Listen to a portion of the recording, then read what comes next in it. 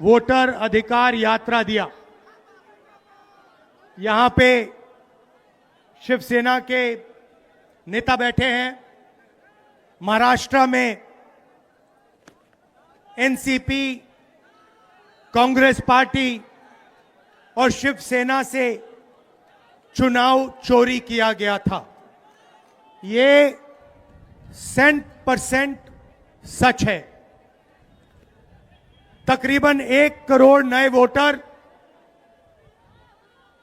लोकसभा चुनाव के बाद वोटर लिस्ट में जोड़े जाते हैं, बढ़ाए जाते हैं।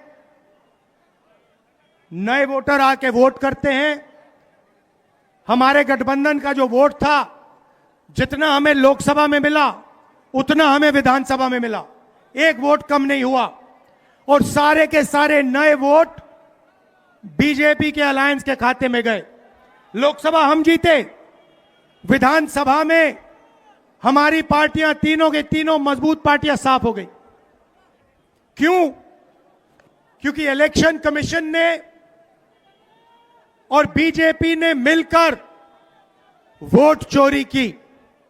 उसके बाद हमने साफ दिखाया, महादेवापुरा में बेंगलोर सेंट्रल की सीट में हमने साफ दिखाया कि एक असेंबली में 1 लाख से ज्यादा फर्जी वोटर थे। बेंगलोर सेंट्रल में 7 विधानसभाएं हैं, 6 में हम जीतते हैं, कांग्रेस पार्टी जीतती है। जहां पे 1 लाख फर्जी वोट थे वहां पे हम साफ हो जाते हैं और उसी असेंबली के कारण बीजेपी लोकसभा जीत जाती है।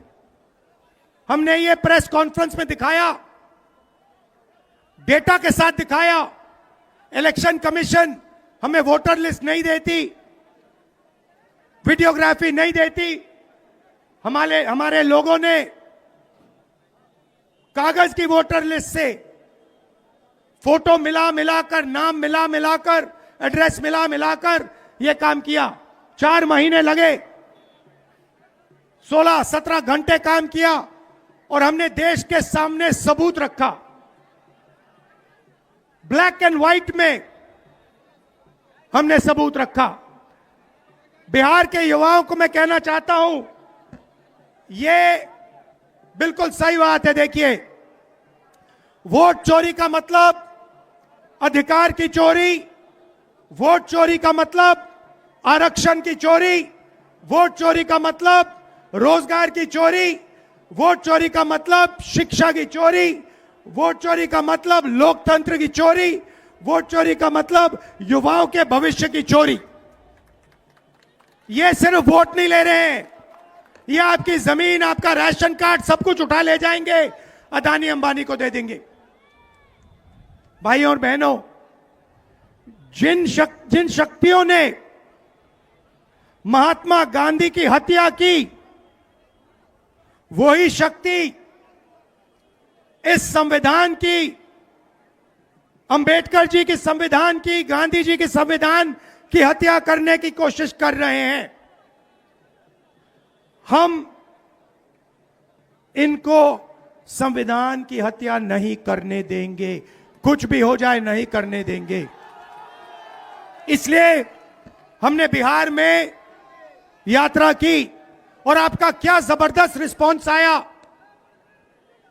बिहार का युवा सारे के सारे युवा खड़े हो गए। छोटे छोटे बच्चे जीप के पास आते थे, कहते थे वोट चोर, वोट चोर, वोट चोर। नारा फैल गया है और बीच में बीजेपी के लोग काले झंडे दिखा रहे हैं, है ना। अब मैं बीजेपी से कहना चाहता हूं, अच्छी तरह सुन लीजिए, बीजेपी के लोग अच्छी तरह सुन लीजिए। भैया, एटम बम का नाम सुना आपने? सुना है एटम बम का नाम? उससे बड़ा क्या होता है? उससे बड़ा क्या होता है?